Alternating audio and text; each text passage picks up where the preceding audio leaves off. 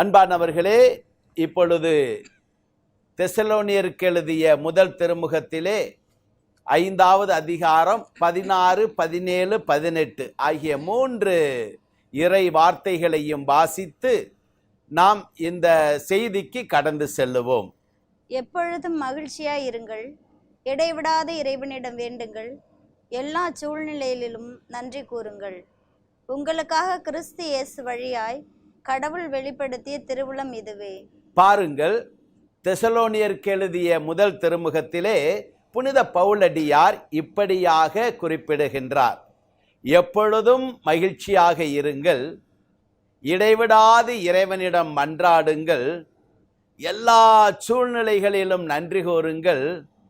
இதுவேதான் உங்களுக்காக இயேசு கிறிஸ்து வழியாக கடவுள் வெளிப்படுத்திய திருவுளமாகும் என்று குறிப்பிடுகின்றார்.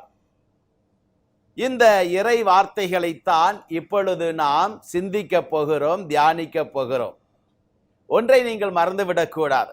இந்த இறை வார்த்தைகளை நாம் கேட்கின்ற பொழுது, இவற்றை சிந்திக்கின்ற பொழுது, இவற்றை தியானிக்கின்ற பொழுது நம்முடைய உள்ளார்ந்த மனிதன் பலன் அடைகின்றான்.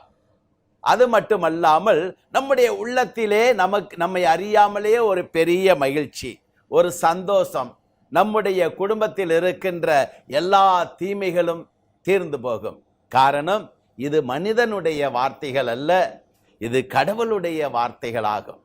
ஆகவே இந்த இறை வார்த்தைகளை சிந்திக்க உங்களை அன்போடு அழைக்கின்றேன்.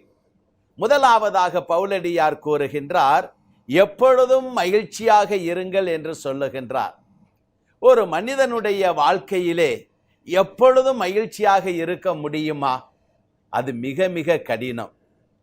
எல்லாருக்குமே ஏதாவது ஒரு துன்பம், ஏதாவது ஒரு கஷ்டம், ஏதாவது ஒரு கவலை, ஏதாவது ஒரு வேதனை, ஏதாவது ஒரு வியாதி வந்து கொண்டே இருக்கிறது. இடைவிடாமல் எப்பொழுதுமே மகிழ்ச்சியாக இருக்கின்ற ஒரு மனிதனை நாம் காணவே முடியாது. ஒரு துன்பம் போக இன்னொரு துன்பம் வந்து விடுகின்றது, ஒரு கவலை போக இன்னொரு கவலை வந்து விடுகின்றது, ஒரு கஷ்டம் போக இன்னொரு கஷ்டம் வந்து விடுகிறது. ஒரு வியாதி போய்விட்டதென்றால் இன்னொரு வியாதி மனிதனுக்கு வருகிறது. ஆக மனிதனுடைய வாழ்க்கையிலே ஏதாவது ஒரு கவலை வந்து கொண்டே இருக்கிறதே தவிர அவன் எப்பொழுதும் மகிழ்ச்சியாக இருக்க முடிவது இல்லை. சாதாரணமாக பள்ளியிலே படிக்கின்ற மாணவனை எடுத்துக்கொள்ளுங்கள். அவனை பார்த்து உனக்கு என்னப்பா கவலை என்று கேளுங்கள், அவன் 1000 கவலைகளை நம்மிடம் சொல்லுவான். பள்ளிக்கு செல்லுவதே கஷ்டமாக இருக்கிறது என்பான். வீட்டிலே எப்பொழுதும் படி படி என்று சொல்லுகிறார்கள் என்பான். டிவியை பார்க்கக்கூடாது என்று கட்டளை போடுகிறார்கள் என்று கூறுவான். இப்படி அவனுக்குள்ள கவலைகளை அவன் வெளிப்படுத்துவான். படிப்பை முடித்த ஒரு வாலிபனை பார்த்து உனக்கென்ன கவலை, வாலிப பிராயத்திலே இருக்கிறாயே என்று கேட்டோம் என்றால் அவன் எனக்கு இன்னும் வேலை கிடைக்கவில்லை, திருமணமாக வேண்டும் என்று அநேக கவலைகளை அவன் சொல்லுவான். சரி, வேலை கிடைத்த பிறகு திருமணமான ஒருவரை பார்த்து உங்களுக்கு என்ன கவலை என்றால், இப்பொழுதுதான் எனக்கு அதிகமான கவலை இருக்கிறது, மனைவியை பார்க்க வேண்டும், பிள்ளைகளை பார்க்க வேண்டும், பிள்ளைகளுடைய எதிர்காலத்தை குறித்த கவலை, இப்படியாக ஏகப்பட்ட கவலைகளை அவன் கூறுவான். ஆக மனிதன் பிறந்ததிலிருந்து இறக்கின்ற வரைக்கும் ஏதாவது ஒரு கவலை. எல்லாவற்றையும் முடிந்து போன பிறகு எல்லாம் உங்களுக்கு சரியாகிவிட்டதே, இன்னும் உங்களுக்கு ஏதாவது கவலை இருக்கிறதா என்று கேட்டால் இப்பொழுது வியாதிகள் வந்து கொண்டே இருக்கிறது என்று சொல்லுவார்கள். ஆம் அன்பானவர்களே, மனிதன் பிறந்தது முதல் சாகின்ற வரைக்கும் ஏதாவது ஒரு துன்பம், ஏதாவது ஒரு வேதனை, ஏதாவது ஒரு கஷ்டம் வந்து கொண்டே இருப்பதை நாம் காணுகின்றோம். ஆனால் இயேசு ஆண்டவர் என்ன சொல்லுகிறார்? புனித பவுலடியார் வழியாக எப்பொழுதும் மகிழ்ச்சியாக இருங்கள் என்று சொல்லுகின்றார். முடியாத ஒன்றை புனித பவுலடியார் நிச்சயமாய் சொல்லியிருக்க மாட்டார். அப்படி என்றால் நாம் எப்பொழுதும் மகிழ்ச்சியாக இருக்க வேண்டும் என்றால் என்ன செய்ய வேண்டும்? எல்லாருடைய விருப்பமுமே எப்பொழுதும் மகிழ்ச்சியாகத்தானே இருக்க வேண்டும் என்பது தானே ஆசையாக இருக்கிறது. அப்படி என்றால் எப்பொழுதும் மகிழ்ச்சியாக இருக்க நாம் என்ன செய்ய வேண்டும்? தெசலோனியருக்கு எழுதிய முதல் திருமுகம் 5வது அதிகாரம் 17வது இறை வார்த்தை என்ன சொல்லுகிறது என்றால், இடைவிடாமல் இறைவனிடம் மன்றாடுங்கள் என்று குறிப்பிடுகின்றோம். ஆக ஒரு மனிதன் இடைவிடாமல் இறைவனிடம் ஜெபிக்கின்ற பொழுது அவன் எப்பொழுதும் சந்தோஷமாக இருக்க முடியும் என்பதையும் பவுலடியார் தெளிவுபடுத்துகிறார். நாம் எப்பொழுதும் ஜெபிக்க வேண்டுமாம். ஆகவேதான் புனித லூக்கா எழுதிய நற்செய்தியிலே கூட இயேசு ஆண்டவர் சொல்லுகின்றார், மனம் தளராமல் நாம் ஜெபிக்க வேண்டும் என்பதை. லூக்கா நற்செய்தி 18வது அதிகாரம் 1 உள்ள இறைவார்த்தைகளை நாம் படிக்கின்ற பொழுது நாம் அறிய முடியும். இடைவிடாமல் ஒரு மனிதன் இறைவனிடம் ஜெபிக்கின்ற பொழுது அவனுடைய உள்ளத்திலே இருக்கின்ற கவலைகள் போய்விடும். அவன் மிகுந்த மகிழ்ச்சி அடைவான். அவனுடைய வாழ்க்கையிலே எப்பொழுதும் சந்தோஷமும் நிம்மதியாக இருக்கும். உங்களுடைய வாழ்க்கையிலே நிம்மதி, சந்தோஷம், சமாதானம் இருக்க வேண்டும் என்றால் நீங்கள் இடைவிடாமல் ஜெபிக்கிறவர்களாக இருக்க வேண்டும். நீங்கள் இடைவிடாமல் ஜெபிக்கின்றவர்களாக இருக்க முடியுமா? அதுவும் மிகுந்த கஷ்டம்தான், அதுவும் மிகவும் துன்பம்தான். இந்த உலகத்திலே 24 மணி நேரமும் எப்பொழுதும் ஜெபித்து கொண்டே இருக்க முடியுமா? முடியாது. அதுவும் வேதனையான ஒரு கஷ்டம். மலாக்கிய எழுதிய புத்தகத்திலே 3வது அதிகாரம் 10வது இறைவார்த்தையிலே இப்படியாக சொல்லப்பட்டிருக்கிறது, நான் வானத்தின் பல கனிகளை திறந்து உங்கள் மேல் ததும்பி வழியுமாறு ஆசி வழங்குகிறேனோ இல்லையா என பாருங்கள் என்று சொல்லப்பட்டிருக்கிறது.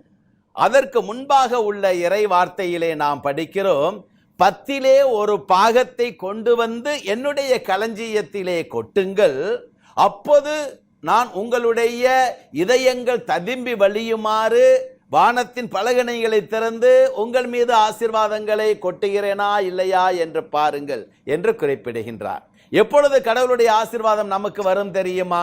10 ஒரு பாகத்தை நாம் கடவுளுக்கு கொடுக்கின்ற போதுதான் கடவுளுடைய ஆசீர்வாதம் நமக்கு கிடைக்கும்.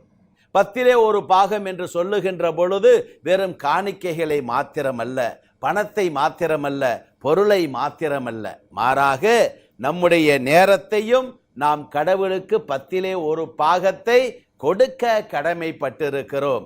அப்போதுதான் கடவுளுடைய ஆசீர்வாதமும், கடவுளுடைய மகிழ்ச்சியும், கடவுளுடைய சந்தோஷமும், கடவுளுடைய சமாதானமும் நம்முடைய குடும்பத்திலே தங்க முடியும். ஆக நம்ம இறைவன் நமக்கு கொடுத்திருக்கின்ற நேரத்திலே 10 ஒரு பகுதியை நாம் இறைவனுக்காக கொடுக்க வேண்டும். இறைவன் நமக்கு ஒவ்வொரு நாளும் 24 மணி நேரத்தை கொடுக்கிறார். அதிலே 10 ஒரு பகுதி என்றால் 2 மணி நேரம் 24 நிமிடங்கள் ஆகும். ஒரு மனிதன் ஒவ்வொரு நாளும் தன்னை படைத்த கடவுளுக்காக 2 மணி நேரம் 24 நிமிடங்களை கொடுக்க கடமைப்பட்டிருக்கிறான். இது அவன் இறைவனுக்காக கொடுக்க வேண்டிய காணிக்கையாகும்.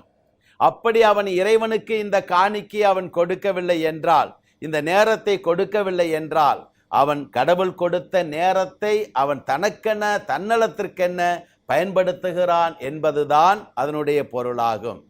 ஆகவே அன்பானவர்களே, நம்முடைய வாழ்க்கையிலும் கூட கடவுளுக்கு ஒரு நாளும் நேரம் இல்லை என்று சொல்லக்கூடாது. பல நேரங்களிலே ஏன் நீங்கள் ஆலயத்திற்கு செல்லவில்லை, ஏன் ஞாயிற்றுக்கிழமை கூட ஆலயத்திற்கு செல்லவில்லை என்று நாம் கேட்கின்ற பொழுது அவர்களுடைய பதில் என்னவாக இருக்கும் தெரியுமா? ஐயோ, எங்களுக்கு ஏராளமான வேலைகள் இருக்கிறது, எங்களுக்கு கொஞ்சம் கூட நேரமே இல்லை, ஆலயத்திற்கு செல்வதற்கு நேரமே எங்களுக்கு கிடைப்பது இல்லை என்று சொல்லுவார்கள். அது மிகப்பெரிய பொய்யாகும். அது மட்டுமல்ல, கடவுள் தங்களுக்கு கொடுத்த நேரத்தை அவர்கள் கடவுளுக்கு கொடுக்காமல் அதை தங்களுக்கு பயன்படுத்திக் கொள்ளுகின்ற தன்னலவாதிகளாக இருக்கிறார்கள் என்பதுதான் உண்மையான அர்த்தமாகும். அப்படி என்றால் நாம் கடவுளுக்காக எவ்வளவு நேரத்தை கொடுக்கிறோமோ அவ்வளவாய் நாம் கடவுளால் ஆசீர்வதிக்கப்படுகிறோம். அவ்வளவாய் கடவுளுடைய மகிழ்ச்சி, சந்தோஷம் நம்முடைய குடும்பத்தில் இருக்கும். அவ்வளவாய் நம்முடைய குடும்பத்தில் இருக்கின்ற பிரச்சனைகள், பிரிவினைகள், கஷ்டங்கள், கவலைகள் எல்லாம் நம்மை விட்டு போய்விடும். ஆகவே அன்பான சகோதரனே, சகோதரியே, உன்னுடைய வாழ்க்கையிலே கடவுளுக்கு நீ நேரத்தை கொடுக்க ஒரு நாளும் தயக்கமே காட்டக்கூடாது.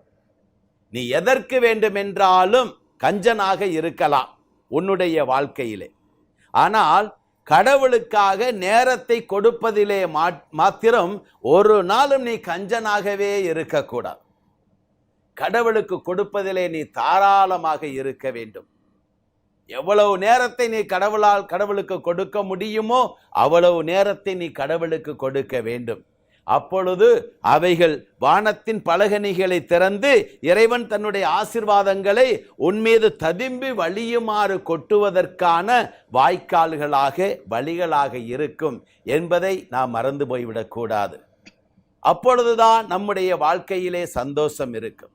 அன்பான சகோதரனே, சகோதரியே, இறுதியாக புனித பவுலடியார் சொல்லுகின்றார், ஒவ்வொரு நாளும் எப்பொழுதும் மகிழ்ச்சியாக இருங்கள் என்று சொன்னவர், இடைவிடாது இறைவனிடம் மன்றாடுங்கள் என்று சொன்னவர், எல்லா சூழ்நிலைகளிலும் நன்றி கூறுங்கள் என்று சொல்லுகின்றார். ஏன் அப்படி சொல்ல வேண்டும்? எல்லா சூழ்நிலைகளிலும் நன்றி சொல்லுகின்ற மனிதன்தான் இடைவிடாமல் ஜெபிக்கின்ற மனிதனாக இருக்க முடியும். இடைவிடாமல் இறைவனிடம் மன்றாடுகின்ற மனிதன்தான் எப்பொழுதும் மகிழ்ச்சியாக இருக்க முடியும். ஆக நீங்கள் எப்பொழுதும் மகிழ்ச்சியாக இருக்க வேண்டுமா? உங்களுடைய குடும்பம் சந்தோஷத்தில் இருக்க வேண்டுமா? அப்படி என்றால் நீங்கள் இடைவிடாமல் ஜெபிக்கிறவர்களாக இருக்க வேண்டும். இடைவிடாமல் எப்படி ஜெபிப்பது? உங்களுடைய வாழ்க்கையிலே நடக்கின்ற எல்லா நிகழ்வுகளுக்கும் நீங்கள் நன்றி சொல்லுகின்றவர்களாக இருக்க வேண்டும். எப்பொழுதெல்லாம் கடவுளுக்கு நன்றி சொல்லுகின்றீர்களோ அப்பொழுது நீங்கள் இடைவிடாமல் ஜெபிக்கிறவர்களாக இருப்பீர்கள். எப்பொழுதெல்லாம் இறைவனிடம் ஜெபிக்கிறவர்களாக இருக்கிறீர்களோ அப்பொழுது உங்களுடைய வாழ்க்கையிலே மகிழ்ச்சி உண்டாகும், சமாதானம் உண்டாகும். உங்களிடம் இருக்கின்ற கவலைகள், துன்பங்கள், வேதனைகள் எல்லாமே உங்களை விட்டு போய்விடும். வாழ்க்கையிலே நல்லவை நடக்கின்ற பொழுது நாம் எளிதாக கடவுளுக்கு நன்றிகளை சொல்ல முடியும். நம்முடைய பிள்ளைகள் தேர்விலே வெற்றி பெற்று விட்டார்கள் என்றால் மிக எளிதாக கடவுளுக்கு நன்றி சொல்ல முடியும். நம்முடைய பிள்ளைகளுக்கு வேலை கிடைத்து விட்டதென்றால் நாம் நன்றி சொல்ல முடியும். திருமண வாழ்க்கை நடந்து விட்டதென்றால் அல்லது பிள்ளை பேர் வந்து விட்டதென்றால் நம்ம எளிதாக கடவுளுக்கு நன்றி செலுத்த முடியும். ஆனால் நம்முடைய வாழ்க்கையிலே துன்பங்கள் வருகின்ற பொழுது, அடுக்கடுக்கான வேதனைகள், கஷ்டங்கள் வருகின்ற பொழுது, வியாதிகள் வருகின்ற பொழுது, தோல்விகளை சந்திக்கின்ற பொழுது, நம்முடைய குடும்பத்திலே யாராவது ஒருவர் மரித்து போய் விடுகின்ற பொழுது, துன்பமான நேரத்திலே, கண்ணீரான நேரத்திலே நம்மளால் கடவுளுக்கு நன்றி செலுத்த முடியுமா? தேவன் அதைத்தான் எதிர்பார்க்கின்றார். நாம் எப்பொழுதும் நன்றி செலுத்துகின்றவர்களாக இருக்க வேண்டும். நல்லது நடந்தால் மாத்திரமல்ல, நம்முடைய வாழ்க்கையிலே எப்பொழுதெல்லாம் துன்பங்களும் வேதனைகளும் கஷ்டங்களும் வருகின்றதோ அப்பொழுதெல்லாம் நாம் கடவுளுக்கு நன்றி செலுத்துகிறவர்களாக இருக்க வேண்டும். யோபு ஆகமத்திலே 1வது அதிகாரம் 21வது இறை வார்த்தையை நாம் படிக்கின்ற பொழுது யோபினுடைய வாழ்க்கையிலே நிகழ்ச்சியை நாம் காண முடியும். என் தாயின் கற்பை நின்று, என் தாயின் கற்பையிலிருந்து பிறந்த மேனியனாய் யான் வந்தேன், பிறந்த மேனியனாய் யான் வந்தேன். அங்கே திரும்புகையில், பிறந்த மேனியனாய் யான் செல்வேன், பிறந்த மேனியனாய் யான் செல்லுவேன். ஆண்டவர் அளித்தார், ஆண்டவர் அளித்தார், ஆண்டவர் எடுத்துக்கொண்டார், ஆண்டவர் எடுத்துக்கொண்டார். ஆண்டவரது பெயர், ஆண்டவரது பெயர் போற்ற பெருக என்றார், போற்ற பெருக என்றார். Hallelujah, hallelujah, praise the lord, praise the lord. ஆம், அன்பானவர்களே, யோபு தன்னுடைய வாழ்க்கையிலே எல்லாவற்றையும் இழந்த நிலையிலே, அவனுடைய சொத்துக்கள், அவனுடைய சுகம், அவனுடைய பிள்ளைகள், அவனுடைய வீடுகள், அவனுடைய உடல் நலம் எல்லாவற்றையும் இழந்த நிலையிலே அவனுடைய மனைவி கூட வந்து, ஏன் இன்னும் உயிரோடு இருக்கிறாய்? கடவுளை தூசித்து விட்டு நீ உயிரை விட வேண்டியதுதானே என்று சொன்ன பொழுது யோபு என்ன சொன்னார் தெரியுமா? பிறந்த மேனியனாய் நான் வந்தேன். இந்த உலகத்திலே கடவுள்தான் எனக்கு எல்லாவற்றையும் கொடுத்தார். இந்த உலகத்தை விட்டு நான் பிறந்த மேனியனாய் நான் திரும்பி செல்லுவேன். ஆண்டவர் கொடுத்தார், ஆண்டவர் எடுத்துக்கொண்டார். அவரது திருப்பெயர் போற்ற பெறுவதாக, புகழக் கடவதாக என்று கோரினான். பாருங்கள், அவன் எப்பொழுதுமே கடவுளை புகழுகின்றவனாக, துன்பத்திலே, வேதனையிலே, கஷ்டத்திலே அவன் கடவுளை புகழுகின்றவனாக, போற்றுகின்றவனாக இருந்தான். அன்பானவர்களே, அதை போன்றுதான் நம்முடைய வாழ்க்கையிலும் கூட நம்முடைய வேதனை நேரத்திலே, துன்ப நேரத்திலே நாம் கடவுளை புகழுகின்றவர்களாக இருக்க வேண்டும். கடவுளுக்கு தெரியாமல் நம்முடைய வாழ்க்கையிலே எந்த துன்பங்களும், வேதனைகளும், வியாதிகளும் வராது. அதற்காக நாம் நன்றி செலுத்துகின்றவர்களாக இருக்க வேண்டும். நான் உங்களுக்கு ஒரு நிகழ்ச்சியை சொல்லி முடிக்க விரும்புகின்றேன். நான் குருவானவராக மாறிய பிறகு ஒரு பங்கிலே உதவி குருவானவராக இருந்தேன். அப்பொழுது அங்கே ஒரு குடும்பத்தை தெரியும். அவர்கள் தினந்தோறும் திருப்பலிக்கு வருகின்றவர்கள். அந்த தாய் கொஞ்சம் வயதானவர்கள், ஒவ்வொரு நாளும் திருப்பலிக்கு வருவார்கள். ஆனால் அவருடைய கணவர், அந்த சகோதரியினுடைய கணவர் அரசாங்க வேலையிலே உள்ளவர். ஆனால் ஆலயத்திற்கெல்லாம் அவ்வளவாய் வரமாட்டார். ஞாயிற்றுக்கிழமை மாத்திரம் வருவார். பிறகு அவருக்கும் ஆலயத்திற்கும் எந்த சம்பந்தமும் இல்லை. அப்படியான ஒரு வாழ்க்கை. ஒரு நாள் அவருடைய காலிலே ஒரு பெரிய கட்டி ஒன்று வந்தது. ஆகவே அவரை மருத்துவமனையிலே சேர்த்தார்கள். மருத்துவர்கள் கூறினார்கள், அவரை பரிசோதித்து விட்டு, இவருக்கு இந்த கட்டி வந்தது சர்க்கரை வியாதியினால். சர்க்கரை வியாதி அதிகமாக இருக்கிறது, இந்த கட்டியும் பெரியதாக இருக்கின்றது. ஆகவே இவருடைய காலை சற்று வெட்டி எடுக்க வேண்டும் என்று சொன்னார்கள். அப்பொழுது நான் அவரை பார்ப்பதற்காக போயிருந்தேன். அந்த சகோதரி ஜெபித்தார்கள், நானும் அவர்களுக்காக ஜெபித்தேன். பிறகு இறுதியாக அந்த சகோதரி ஜெபித்தார்கள். என்ன சொல்லி ஜெபித்தார்கள் தெரியுமா? ஆண்டவரே, என்னுடைய கணவருக்கு கட்டி வந்ததற்காக நன்றி, அவருடைய காலை வெட்டப்படுவதற்காக கூட உமக்கு நன்றி என்று சொன்னார். நான் கேட்டேன் அந்த சகோதரியை பார்த்து ஜெபம் முடிந்த பிறகு, அம்மா, இந்த சகோதரிக்காக, இந்த உங்களுடைய கணவருக்காக இப்படி ஜெபிக்கிறீர்களே, அவருடைய கால் வெட்டப்படுவதற்கு நன்றி என்று சொல்லுகிறீர்களே என்று சொன்னேன். அப்பொழுது அவர்கள் சொன்னார்கள், ஃபாதர், நற்செய்தியிலே இயேசு என்ன சொல்லியிருக்கிறார்? எல்லாவற்றுக்கும் நன்றி சொல்லுங்கள் என்று சொல்லியிருக்கிறார். ஆக நம்முடைய இயேசுவுக்கு தெரியாமல் என் கணவருக்கு இந்த வியாதி வந்திருக்காது. ஆகவேதான் அவருக்கு நான் நன்றி செலுத்துகிறேன் என்று சொன்னார்கள். அப்படியாக அந்த மருத்துவரும் வந்து ஆபரேஷன் செய்தார், காலை எடுத்தார். ஆனால் இப்பொழுது நடந்து போக முடியாத சூழ்நிலை, வீட்டிலேயே இருந்தார். அவரால் வெளியிலே செல்ல முடியவில்லை. என்ன செய்வதென்று தெரியாத அந்த சகோதரன், பைபிளையே படிக்காத அவர், வீட்டிலே சும்மா இருந்து கொண்டிருக்க முடியாமல் அங்கே இருந்த வேதாகமத்தை எடுத்து தொடக்க நூலில் இருந்து படிக்க ஆரம்பித்தார். தொடக்க நூலை முடித்த உடனே விடுதலை பயண நூலை படித்தார், லேவியர் ஆகமத்தை படித்தார், எண்ணிக்கை நூலை படித்தார், இணை சட்டத்தை படித்தார். அந்த ஆண்டிலே அவர் சும்மா இருந்த நேரத்திலே கொஞ்சம் கொஞ்சமாக படித்து பைபிளையே படித்து முடித்தார். Praise the Lord. Hallelujah. ஆம், அன்பான சகோதரனே, சகோதரியே, அதுவரைக்கும் வேதாகமத்தை தொடாதவர் பைபிளை படித்து முடித்து அந்த ஆண்டிலே நடந்த பைபிள் போட்டியிலேயே அவர் பரிசு பெற்றார். அதன் பிறகு அவர் ஆலயத்திற்கு வருகின்றவராக இருந்தார். ஒரு நாள் அந்த வீட்டிற்கு மீண்டுமாக அந்த சகோதரனை பார்க்க சென்ற பொழுது அவருடைய மனைவி அந்த சகோதரி கூறினாள், ஃபாதர், என்னுடைய கணவருக்கு இப்பொழுது கால் இல்லை, ஆனால் இப்பொழுது அவர் வேதாகமத்தை படிக்கிறவராக இருக்கின்றார். 2 கால்களோடு இருந்த பொழுது என் கணவர் வேதாகமத்தை தொட்டதே இல்லை, பைபிளே படித்ததில்லை. ஆனால் இப்பொழுது ஒரு காலை இழந்த நிலையிலே அவர் வேதாகமத்தை ஒவ்வொரு நாளும் படிக்கிறார், ஒவ்வொரு நாளும் ஜெபிக்கிறார், அடிக்கடி ஆலயத்திற்கு செல்லுகின்றார். 2 கால்களோடு என் கணவர் நரகத்திற்கு செல்லுவதை விட ஒற்றை காலோடு அவர் விண்ணகத்திற்கு செல்லுவதைத்தான் நான் விரும்புகிறேன். ஆகவேதான் நான் கடவுள் செய்கின்ற எல்லா காரியங்களுக்கும் நன்றி சொல்லி ஜெபிக்கிறவளாக இருக்கிறேன் என்று அந்த சகோதரி சொன்னார். அம்பானவர்களே, எவ்வளவு பெரிய உண்மை! கடவுளுக்கு தெரியும் நம்முடைய வாழ்க்கையிலே வருகின்ற துன்பங்களை எல்லாம், வேதனைகளை எல்லாம் நமக்கு நல்லவைகளுக்காகத்தான் என்று. ஆக நாம் அவைகளுக்கு நாம் நன்றி செலுத்துகின்ற பொழுது நாம் இடைவிடாமல் ஜெபிக்கிறவர்களாக மாறுவோம். இடைவிடாமல் நாம் ஜெபிக்கின்ற பொழுது நாம் எப்பொழுதும் மகிழ்ச்சியாக இருக்க முடியும். உங்களுடைய குடும்பம் மகிழ்ச்சியான குடும்பமாக, இடைவிடாமல் ஜெபிக்கின்ற குடும்பமாக, எல்லாவற்றுக்கும் நன்றி சொல்லி ஜெபிக்கின்ற குடும்பமாக இருக்க வேண்டும் என்று நான் விரும்புகிறேன்.